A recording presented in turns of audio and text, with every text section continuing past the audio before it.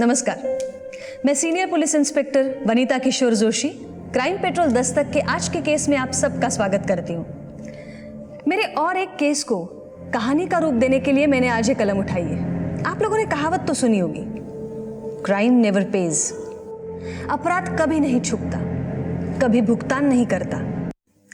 केशव नगर पुणे में भी ऐसा ही एक केस सामने आया था, जो शुरू तो हुआ था एक स्टेटमेंट के रूप में, लेकिन बाद में एक कॉम्प्लिकेटेड ज्योमेट्रिकल डायग्राम बनता गया। तो आइए देखते हैं इस केस का रूट कॉज यानी कि दस्तक। मैं स्नेहा सिंह आप सभी का स्वागत करती हूँ हमारे शो में, जिसका नाम है मिलन अपनों से अपनों का। हमारा एक ही लक्ष्य है, अपनों से अपनों को मिलाने का। और आज के इस एपिसोड में हम बात कर रहे हैं एक ऐसी जोड़ी की जो घर से 2 साल पहले भागी थी लव मैरिज के लिए। बाबा, आई एम सो सॉरी, मैंने आपका दिल दुखाया। मैं आपको हमेशा गलत समझती रही। भले ही बच्चे अपने माँ बाप को पराया समझे, पर माँ बाप कभी बच्चों के दुश्मन नहीं होते। देखो अब सब कुछ ठीक हो जाएगा। क्या ठीक हो जाएगा? हाँ मनीष, ये क्या तमाशा है? ये कोई तमाशा नहीं मंदिरा, ये सच्चाई है। ये तुम्हारे सफेद पोश बाबा जो सोफे पे बैठ के बड़े बड़े भाषण दे रहे हैं ना, असल में इन्होंने 3 लोगों का खून किया है। इन्होंने 3 खून किए, और ये बात मैं नहीं, आई ने मुझे खुद बताई। अगर फिर भी भरोसा नहीं है मेरे पे तो खुद पूछ लीजिए ना आई से, सामने है ना आपके सामने। स्नेहा, अभी माँ से सच उगलवाओ, इससे अपने को टीआरपी मिलने वाली है। गायत्री जी, क्या ये बात सही है? नहीं, मैंने ऐसा कुछ नहीं बोला है। आपने ही बोला था ना कि मंदिरा को लेके भाग जाओ, वरना मंदिरा के बाबा तुम्हें जान से मार देंगे। बोला था कि नहीं? आप सबके पब्लिक के सामने बता दो बस। अरे ये क्या बोलेगी? मैं बताता हूँ ना, मंदिरा का हमसे समझौता तुझे मंजूर ही नहीं है, क्योंकि तू मंदिरा को खुश देखना नहीं चाहता। और ये जो हरकत की है ना तुमने, इससे साबित हो रहा कि हम गलत नहीं थे, तेरी जात ही ऐसी है हमारी ऐसी चाह, हम मानते हैं, लेकिन कम से कम आपके साथ खूनी नहीं है। चुप, बहुत हो चुका। और तू सुन ले, तेरा ये फैसला है ना, उस वक्त भी हमें मंजूर नहीं था और आज भी मंजूर नहीं है। इसके आगे अपनी शक्ल मत दिखाना हमें। बाबा बाबा बाबा बाबा, प्लीज उन्हें माफ कर दीजिए। प्लीज बाबा, प्लीज ऐसा मत कीजिए। मैं उनकी तरफ से आपसे माफी मांगती हूँ। अरे मर गए तेरा आई बाबा। चल। अजीत जी, प्लीज, हमें आपसे 2 मिनट ए भैया, तेरी नौटंकी बंद करो। ये तेरे शो पे ना मैं मानहानि का दावा ठोक सकता हूँ। सर, ऐसी बात नहीं है, प्लीज आप 2 मिनट। चल। बाबा सर, प्लीज रुकिए सर।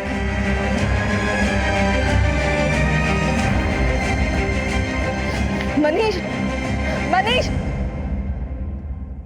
टीवी जैसे मनोरंजन के माध्यम पे मनीष ने एक हलचल मचा दी थी। एक लाइव शो में सब लोगों के सामने अपने फादर इन लॉ अजीत पर एक संगीन आरोप लगा दिया, जो अखबारों की सुर्खियों में आ गया।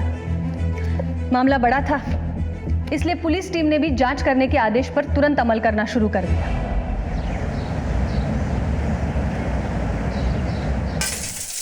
झूठ बोल रहे हो तुम। मैं झूठ क्यों बोलूंगा मंदिरा? चलो एक पल के लिए मान लिया कि तुम सच कह रहे हो। मेरे बाबा ने 3 लोगों की जान ली है, लेकिन क्या तुम्हें पता है कि वो 3 लोग कौन है? पर तुम्हें जान के क्या करोगी? मैं झूठ नहीं बोल रहा। ये क्या चल रहा है आपके सेट पर? आपको अंदाजा भी है कि आपका ये शो बाहर कितनी बड़ी चर्चा का विषय बन चुका है? किसी ने आपके शो पर इतने बड़े जुर्म का खुलासा किया है। अगर ये खुलासा बेसलेस साबित हुआ ना, तो आपके लिए अच्छा नहीं होगा। आप हमें मनीष के घर का एड्रेस और उसका फोन नंबर दीजिए। मनीष जी साहब, मैं और मंदिरा एक ही कॉलेज में पढ़ा करते थे। हम दोनों बहुत अच्छे दोस्त थे भी साहब, पर ये दोस्ती प्यार में कब बदल गई पता ही नहीं चला। मैं एक गरीब परिवार से, पिताजी और मैं ऑटो चलाते हैं। मंदिरा के बाबा की नज़र में हमारी कोई हैसियत ही नहीं थी।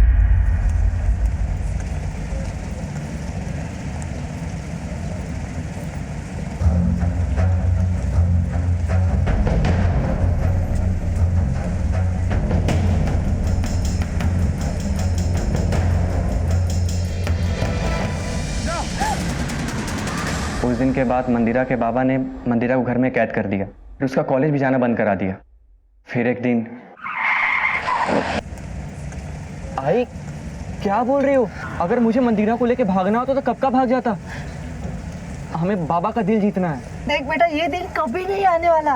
तू नाही ओळखत मंदिराच्या बाबांना. अरे वो बहुत भयानक आदमी है. मंदिरा के बाबा किसी को माफ नहीं करते. अरे 1 साल पहले तो उन्होंने 3 खून करके लाशों को गाड़ दिया है. तो तुम दोनों को भी नहीं छोड़ेंगे. तुम दोनों को मार डालेंगे वो. और एक बात, ये सब मंदिरा को कभी नहीं बताना. बस इतना कर, जितना जल्दी हो सकता है तो यहाँ से कहीं दूर चला जा मंदिरा को लेके. मेरी बात मान ले और यहाँ पे कभी वापस मत आ बेटा. मेरी बात मान ले तो भाग जा यहाँ से. मुझे लग रहा था कि आई सच बोल रही है, इसीलिए मैं और मंदिरा भाग निकले. 2 साल भटकते रहे. मुझे कई बार महसूस भी हुआ साहब कि मंदिरा के बाबा के लोग मुझ पे नजर रख रहे हैं. ये दर दर भटकने के बाद थोड़ी शांति मिली तो मंदिरा ने शो में जाने की जिद पकड़ ली. मैंने काफी मना भी किया साहब, पर मनीष, क्या लगता है तुम्हें, तुम्हारी पत्नी कहाँ गई होगी? ये काम उसके बाबा का ही है. मैंने कई बार उसके फोन भी ट्राई किया, 2 बार रिंग भी बजे, फिर उसके बाद उसका फोन स्विच ऑफ हो गया. मैं आपके पास ही आने वाला था साहब. प्लीज मंदिरा को ढूंढ निकालवाओ. तुम्हारे घर वाले कहाँ रहते हैं? पुणे, केशव नगर. मंदिरा के आई बाबा भी वहीं रहते हैं. हमारा तो साहब यहाँ कोई है नहीं, इसलिए मैं भी सोच रहा हूँ कि मैं अपने बाबा के पास चला जाऊँ. लेकिन मनीष, तुम्हें डरने की कोई जरूरत नहीं है. तुम पुणे ही जाओ. और रही बात मंदिरा की, तो उसकी मिसिंग कंप्लेंट दर्ज करके हम तफ्तीश शुरू कर देते हैं. वागले, ये मंदिरा के फोन को ट्रेस करो. आसपास पूछताछ से शुरुआत करो. कहाँ गई, कैसे गई, किसी ने कुछ तो देखा होगा. सर, बात कुछ भी हो, लेकिन एक नवजात बच्चे को उसकी माँ इस तरह छोड़ के नहीं जा सकती. हो सकता है मंदिरा के पिता ने कुछ किया हो. मंदिरा के पिता को अगर कुछ करना होता तो वो मनीष के साथ करते. खैर, तुम एक काम करो, इस अज्ञात विक्टिम के मर्डर केस को पूना केशव नगर पुलिस स्टेशन को हैंड ओवर करो. और इस मनीष पर भी नजर रखनी पड़ेगी, क्योंकि जिस इंसान ने 2 सालों तक ये राज अपने पेट में छुपाए रखा, आखिर ऐसा क्या हो गया कि उसने एक टीवी शो पर उल्टी कर दी. ये एक असाधारण केस था और पुलिस को भी स्वीकार था. गहरी जांच के आदेश भी मिले थे. हमने ये केस लाइव टीवी पे देखा था, लेकिन तब ये बात पता नहीं थी कि ये केस हमारे थाने क्षेत्र का है. जब ऑफिशियली ये केस हमें हैंडओवर हुआ, तब हमने कार्रवाई शुरू कर दी. अब हमें 2 केसेस सॉल्व करने थे. एक मंदिरा की मिसिंग कंप्लेंट और दूसरा अजित पे लगाए गए 3 हत्याओं के आरोप का सच. मैंने और मेरी टीम ने हर एक स्टेटमेंट को कई बार पढ़ा, बारीकी से समझा, टीवी फुटेज देखा और कूद पड़े मैदान में.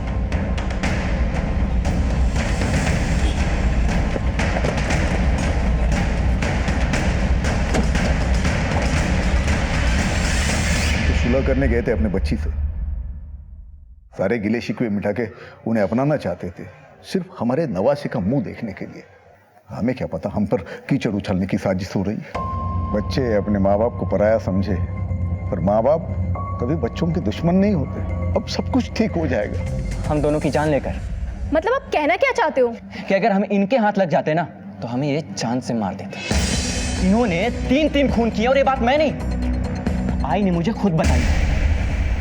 गायत्री जी, मनीष के स्टेटमेंट के हिसाब से आपने उसे बताया था कि आपके पति ने 3 साल पहले 3 हत्याएं की.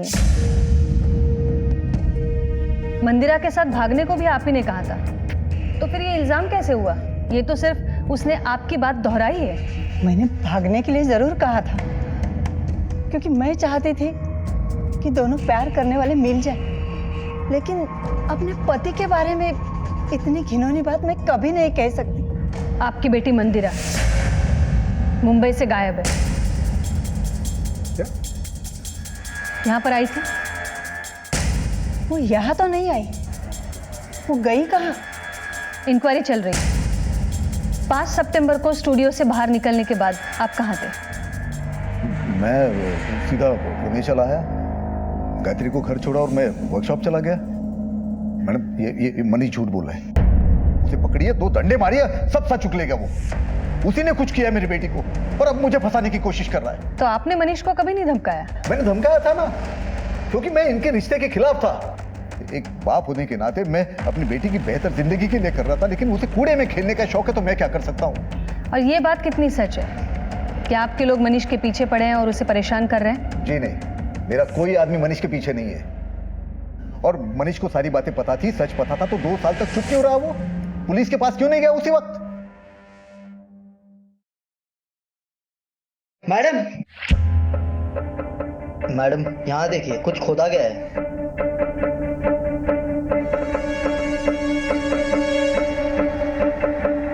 मैडम, ये सारे निशान ताजे हैं, लगता है हाल फिलहाल में खुदाई हुई है, और ये टायर के निशान भी ताजे हैं। हो सकता है ये इसी गाड़ी के हो। राणे एक काम करा, ये टायर मार्क्स के प्रिंट भी निकालो। अजित राव, या जरा इकडे या। ये सब क्या है? पौधे लगाने के लिए खोदा था मैडम, कुछ नहीं है इसके अंदर। मैडम आप काम का शक कर रहे हो, चाहे तो आप खुदाई करके देख लो। कैसा है ना अजित राव, पुलिस जब खुदाई करती है तो 3 साल क्या 300 साल पुराने गड़े मुर्दे भी निकल आते हैं, बोलने भी लगते हैं। तुम्हारे दामाद ने तुम्हारे ऊपर 3 हत्याओं का इल्जाम लगाया है। असल में इन्होंने 3 लोगों का खून किया है। बेटी मंदिरा घर से गायब है और तुम यहाँ पौधे लगा रहे हो। राणे, ये टायर मार्क्स के प्रिंट निकलवाओ और मिट्टी का सैंपल भेजो फॉरेंसिक लैब तुरंत। Right madam. चला अजित राव, भेटूया लवकरच। और हाँ, पुन्हा छोड़ के कहीं मत जा।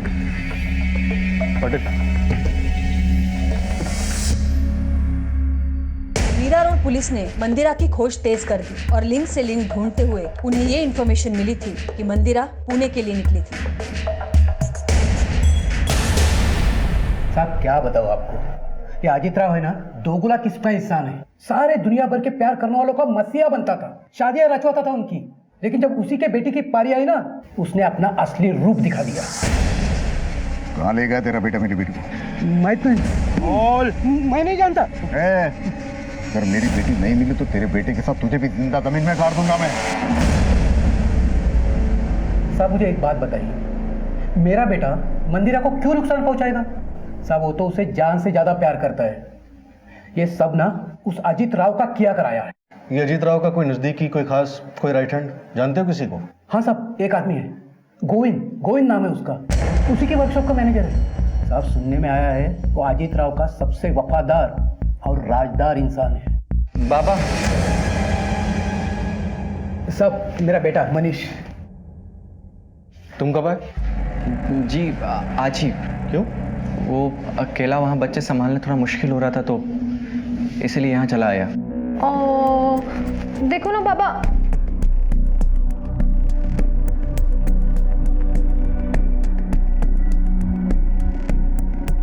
ये कौन है? तुम्हारी बहन? नहीं साहब, ये हमारी पड़ोस में रहती हैं, बहुत अच्छी दोस्त है हमारी। साहब मंदिरा कुछ पता चला क्या? पता चल जाएगा, तुम जरा होशियार रहना।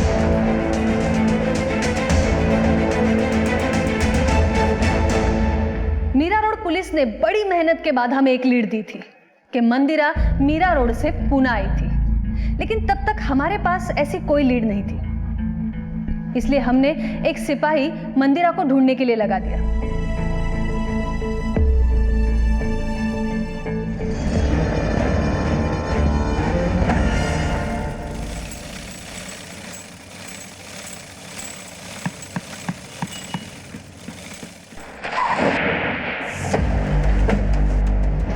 जी मैडम। तुम कौन हो? जी मैं यहाँ का मैनेजर गोविंद। आपके बॉस अजीत 5 सितंबर को यहाँ कब आए थे? करीब 2 बजे आए थे, बहुत परेशान थे। हम सबने उनका टीवी शो देखा था, उनके दिल पे क्या बीती होगी ये तो वही जानते हैं। रात भर यहीं बैठे, किसी से कोई बात नहीं की, फिर वो चले गए। ये मनीष ने जो आरोप लगाया है वो सच है या झूठ है? ये अजीत पाटिल की किसी से कोई दुश्मनी है? नहीं मैडम, अजीत सर तो बहुत अच्छे इंसान है। मैडम मुझे तो लगता है मनीष का कोई गेम है, पता नहीं वो क्या चाहता है, ये तो वही जाने।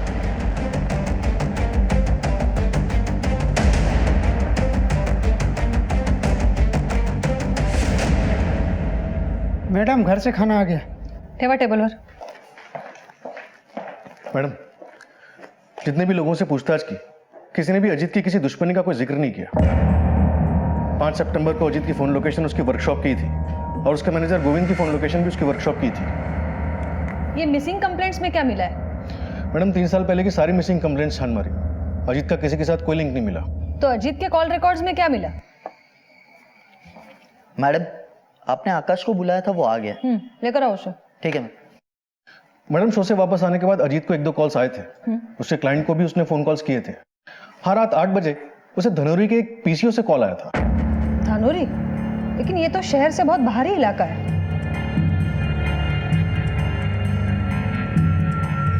देख, हमें पता है तू कुछ तो जानता है, तो तुझे जो कुछ भी पता है वो सीधे सीधे बता दे।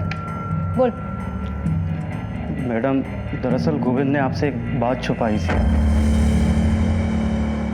अबे आकाश, तू कब काम करना सीखेगा है? तुझसे एक चैन लग रही नहीं है।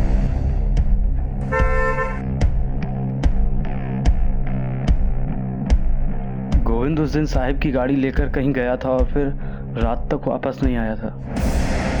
ठीक है, उस पर नजर रखना, अगर बताने लायक कुछ हो तो जरूर बताना। घेऊन जायला। ठीक है मैडम।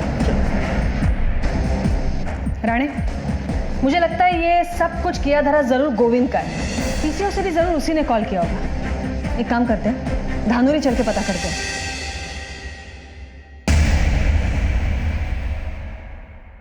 कुछ पता चला मंदिरा का? पता नहीं कहाँ गई होगी। रितु, मेरा तो बिल्कुल दिमाग ही नहीं काम कर रहा। बाप की करनी बेटी को भुगतनी पड़ रही है, वहां उस बाप की और यहाँ इस बाप मैं हूं ना तुम्हारे साथ। मैं ध्यान रखूंगी गर्व का। मनीष, मैंने मंदिरा के लौटने के लिए व्रत भी रखा हुआ है। क्या साहब, मोबाइल के जमाने पे पीसीओ पे आएगा तो याद रहेगा ना साहब? यही था साहब। कुछ और नोटिस किया? कोई इसके साथ था? कोई कारोबार? हाँ साहब, हाफ रहा था, हाथ पे और कपड़ों पे मिट्टी लगी हुई थी। किस तरफ से आया था वो? जंगल की ओर से आया था।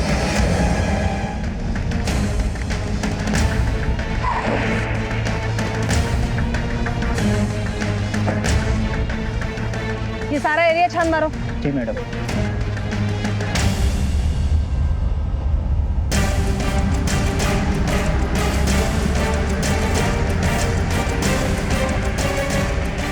मैडम, यहाँ देखिए, कुछ खोदा गया है।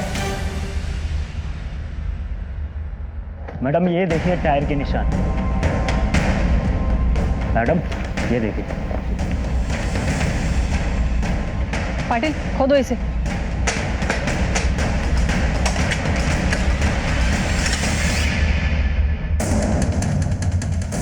रानी, इसका मतलब हत्याओं का जो आरोप लगा है वो सच है। असल में इन्होंने 3 लोगों का खून किया है। एक कंकाल मिला है तो 2 और भी हो सकते हैं। और एक बात तो साफ है, इसको कहीं से लाके यहाँ गाड़ा गया है, क्योंकि ये गड्ढे का साइज भी छोटा है। एक काम करा रानी, ये कंकाल के ऊपर की मिट्टी अजीत के घर से मिली मिट्टी से मैच करवाओ। मैडम, मुझे लग रहा है आपका शक सही था। अजीत के घर से जो टायर के निशान मिले थे और जो ये टायर के निशान है, मुझे लग रहा है एक ही है। पहले गोविंद को उठाकर लेकर आओ और फिर अजीत।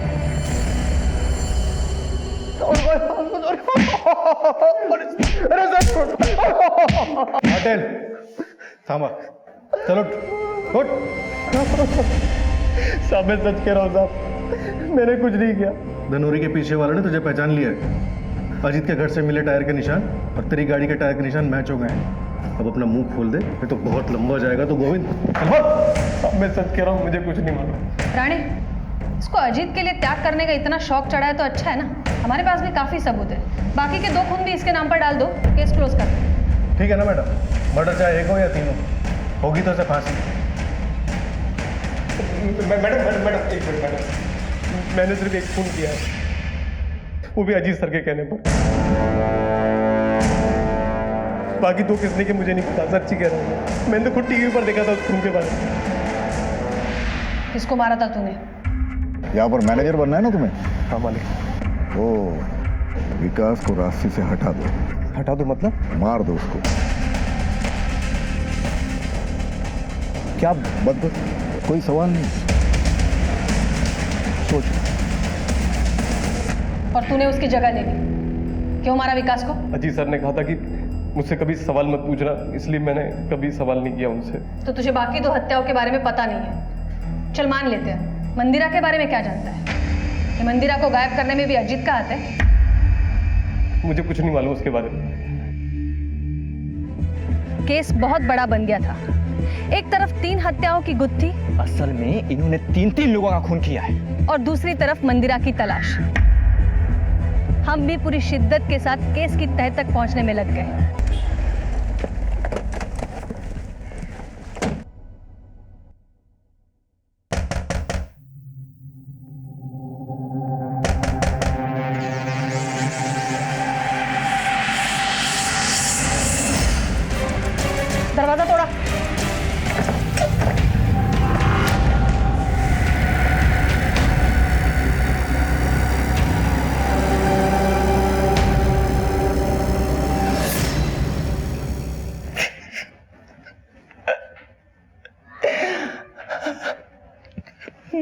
मुझे माफ कर दे मंदिरा, प्लीज वापस आ जा मंदिरा, हमसे गलती हो गई, प्लीज मंदिरा।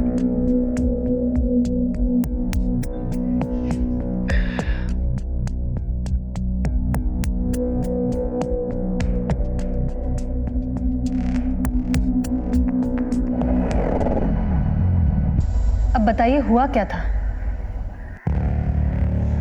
गोविंद के पकड़े जाने के बाद मेरे पति बहुत डर गए थे।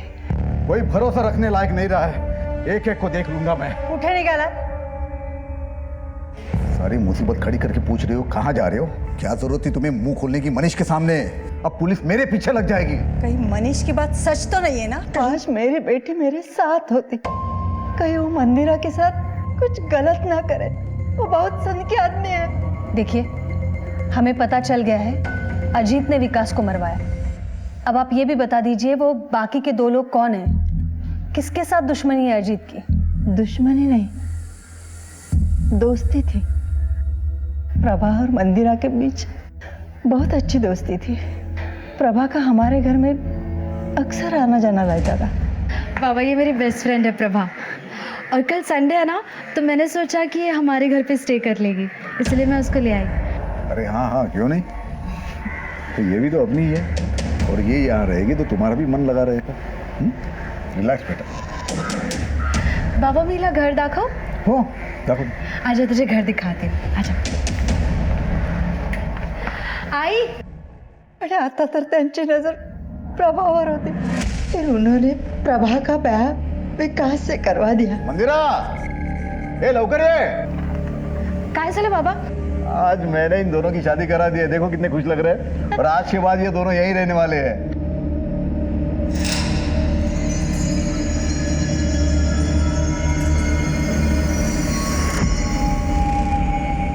अपने ही बेटी की सहेली के साथ अपने ही घर में।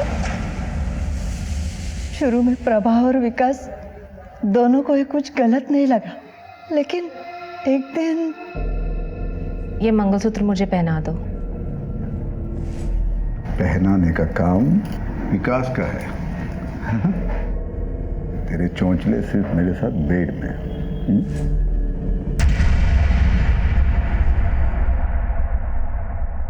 अब तो प्रभा और विकास दोनों एक दूसरे के करीब आने लगे थे। अगर अजीत सर को पता चल गया तो? अगर उसने कुछ करने की कोशिश की ना, तो उसका असली चेहरा मैं सबके सामने ले आऊंगी। विकास, तुम मेरे पति हो और वो बदन नोचने वाला भेड़िया। खैर, इस वक्त भी तुम कौन सी बातें लेकर बैठ गए हो? उसके बाद विकास की पत्नी प्रभा भी गायब हो गई, लेकिन उसके पास कहीं चले जाने का कोई कारण नहीं था। मैं समझ गई, उसे भी मार दिया गया है। फिर जब मनीष ने टीवी शो में इन पे इल्जाम लगाया, असल में इन्होंने 3 लोगों का खून किया है। तो उन्होंने विकास की लाश को गोविंद के हाथों जंगल में गड़वा दिया। 2 नाम तो पता चल गए, तीसरा कौन है? या तू पता दे या मैं पुलिस में जाऊं। पुलिस में क्यों जाता है? छोड़, मिलना है ना, उन दोनों को मिलना है ना, मैं मिलवा। ऐसा करना, कल फैक्ट्री में आ जाना मेरे, और उन दोनों को वहीं मिल लेना। कल आखिरी दिन होगा। अरे वादा है मेरा, पक्का मिलवा दूं। उस दिन के बाद विनायक को मैंने कभी नहीं देखा। तुम अगर इतना सब कुछ जानती थी तो कभी पुलिस के पास क्यों नहीं आई? इनका डर इतना था कि कुछ सुझा ही नहीं देता था। मुझे मेरी बेटी मंदिरा की चिंता थी। अगर ये सब सच उसके सामने आ जाता तो ना जाने क्या होता।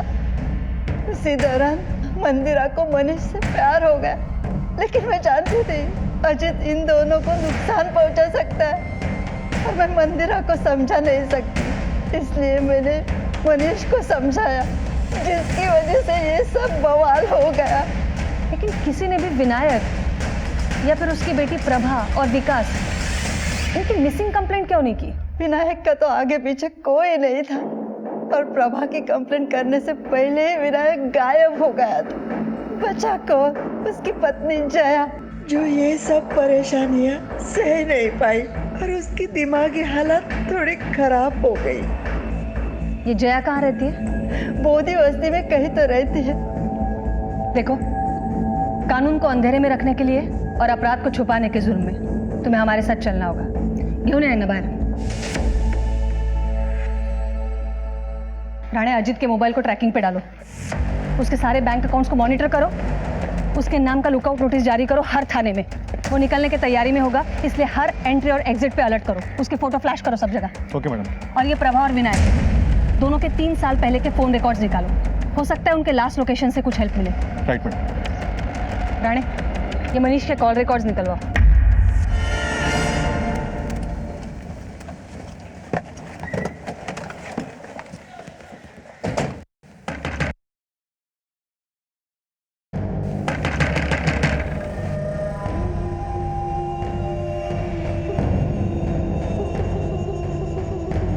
जया गोखले,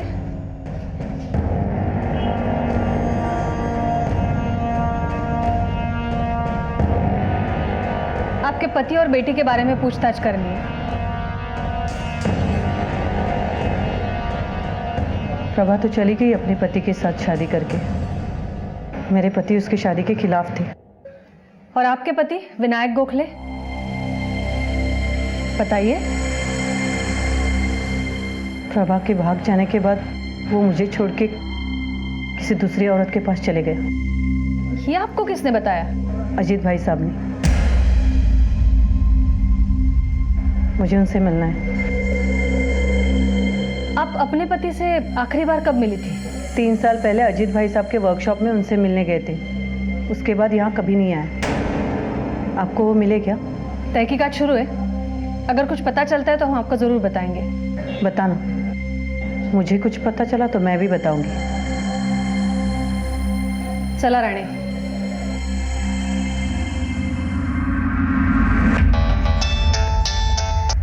हेलो।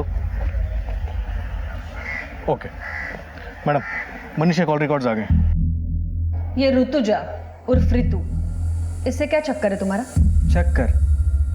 मेरे आई बाबा ने उसे मेरे लिए पसंद किया था। और तुमने मंदिरा को। ये शादी के बाद भी तुम ऋतु से कांटेक्ट में थे, क्यों? ऋतु पसंद आने लगी थी क्या तुम्हें? मैडम, आप गलत समझ रही हैं। हाँ, मैं मानता हूँ कि मैं ऋतु से रेगुलर बात करता था, लेकिन उसे समझाने के लिए, ताकि वो किसी दूसरे से शादी कर लो, अपना घर बसा ले। और ये बात तो मंदिरा भी जानती थी। अगर ये सच है मनीष, तो तुम्हारे लिए बेहतर है।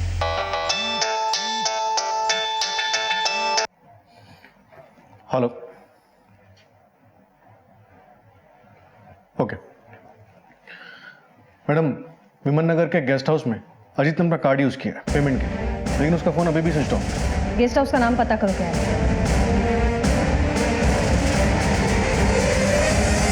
हाँ मैम, ये यहीं रुके थे और अभी अभी चेकआउट किया है। कहाँ गए हैं? मैम, वो यहाँ से एयरपोर्ट के लिए टैक्सी बुक करके गए हैं। टैक्सी नंबर दे सकती हैं आप?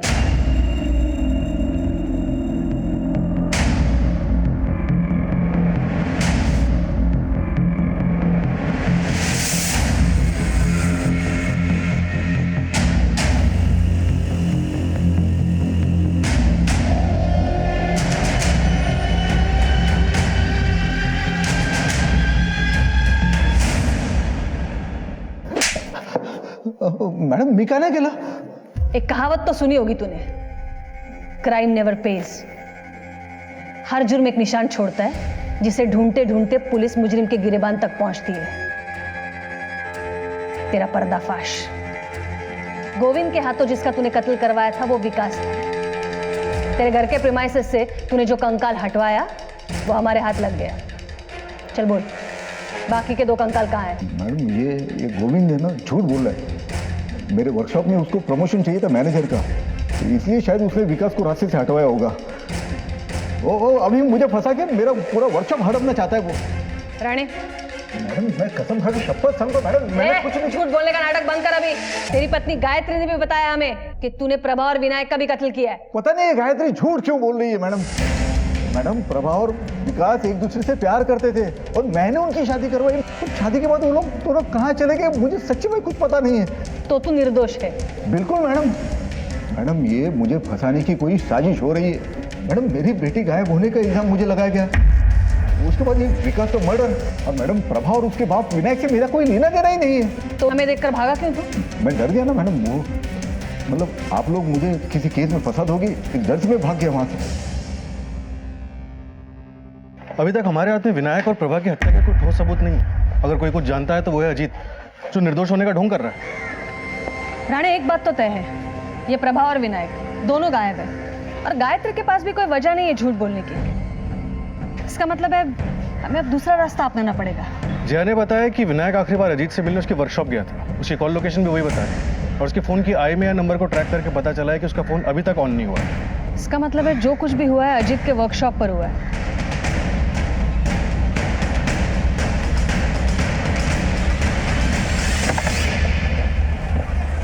चप्पा चप्पा छान मारो।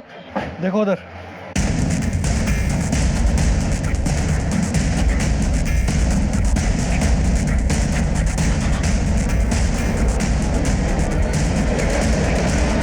मैडम इधर कुछ मिला है।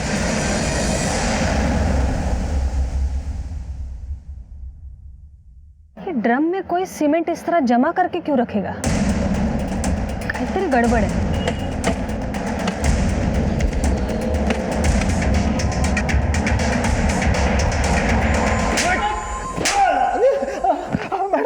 सब कुछ सच सच बोल देता, आता कशाला मारता है वाला। अब झूठ बोलने से कोई फायदा नहीं है। तुझे बता दे कि ये दूसरी बॉडी विनायक की है, जिसे तूने अपने वर्कशॉप पे बुलाया था। इसके मोबाइल का लास्ट लोकेशन तेरे वर्कशॉप का है, इसके मोबाइल की लास्ट कॉल भी तेरी है। आता फक्त खरं बोलायचं। विनायक अपनी बेटी प्रभा को लेके मुझे बहुत परेशान कर रहा था। उसने मुझे धमकी दी मेरे खिलाफ पुलिस में जाएगा। अगर वो पुलिस में जाता तो इंक्वायरी में बाकी के केस भी खुल सकते थे, इसलिए मैंने उसको उसकी बेटी से मिलने के बहाने वर्कशॉप में बुला लिया। हे विनायक, आवाज मत करना। क्यों? बेटी से मिलना है ना? हाँ अंदर है, जाके सरप्राइज देना। और प्रभा, उसको क्यों और कैसे मारा? प्रभा मुझे छोड़ के विकास के करीब होने लगी थी। अगर अजीत सर को पता चल गया तो?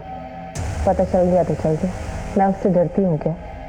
अगर उसने कुछ करने की कोशिश की ना तो उसका असली चेहरा मैं सबके सामने ले आऊंगी।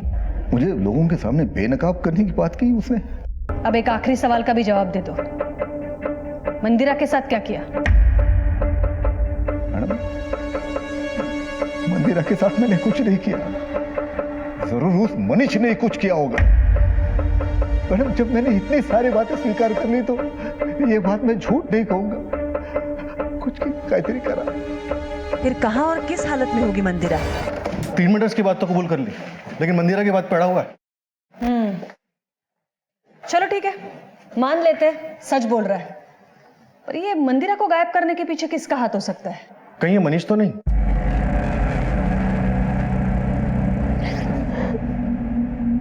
मनीष, मैं तुम्हें ऐसे नहीं देख सकती। तुमने तब से मंदिरा मंदिरा की रट लगाई हुई है, और एक वो है जिससे तुम्हारी थोड़ी सी भी परवाह नहीं।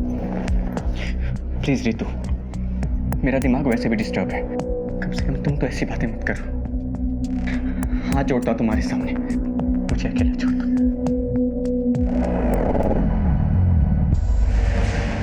इन्वेस्टिगेशन में 3 मर्डर के खुलासे हुए, पर हमें अब भी मंदिरा नहीं मिली थी। हमने दिन रात एक कर दिए थे उसके तलाश में। इस औरत को देखा है कहीं?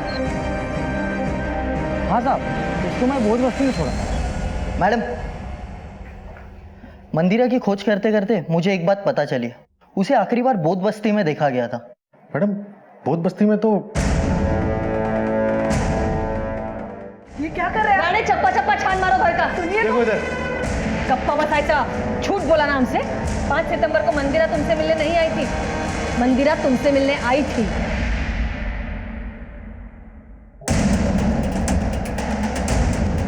मैडम ये देखिए,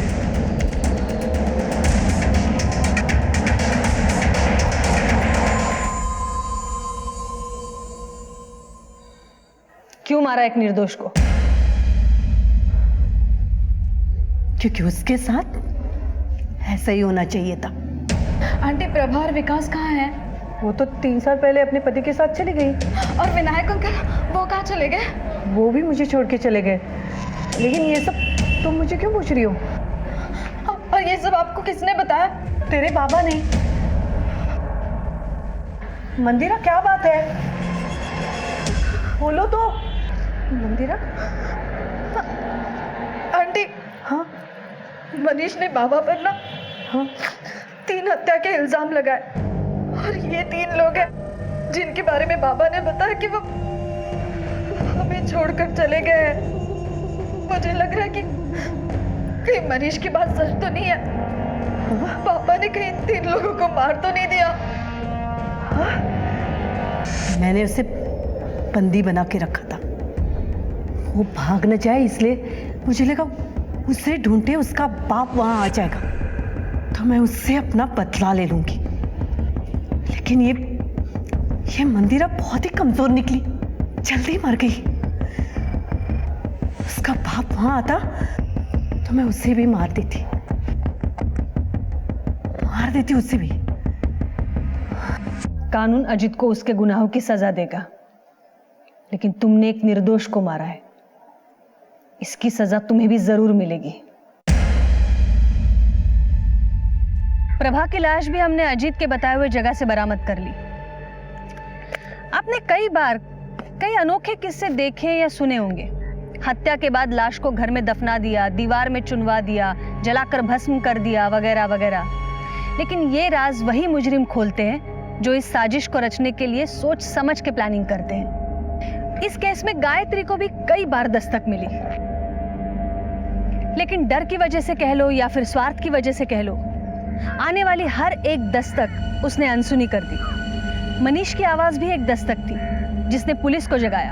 असल में इन्होंने 3 लोगों का खून किया है और एक बहुत बड़े केस का पर्दाफाश हुआ। प्रभा ने तो जानबूझकर दस्तक पर ध्यान नहीं दिया। जब तक प्रभा ने दस्तक सुनी तब तक बहुत देर हो चुकी थी। मंदिरा को भी दस्तक मिली थी, लेकिन पुलिस की सहायता लेने के बजाय वो प्रभा के बारे में जानने के लिए खुद जया के पास चली गई। उसने सोचा होगा पहले वो खुद सच जान ले। दस्तक तो होती ही है, हर अपराध आवाज देता है। बस समय रहते इस आवाज को सुनकर सही कदम उठाए तो अनहोनी को टाला जा सकता है। तो फिर मिलेंगे और एक नए केस के साथ। तब तक देखते रहिए क्राइम पेट्रोल दस्तक। मकसद बताना नहीं, बचाना है। क्राइम पेट्रोल के ऐसे ही मजेदार एपिसोड्स देखने के लिए हमारे चैनल को सब्सक्राइब करें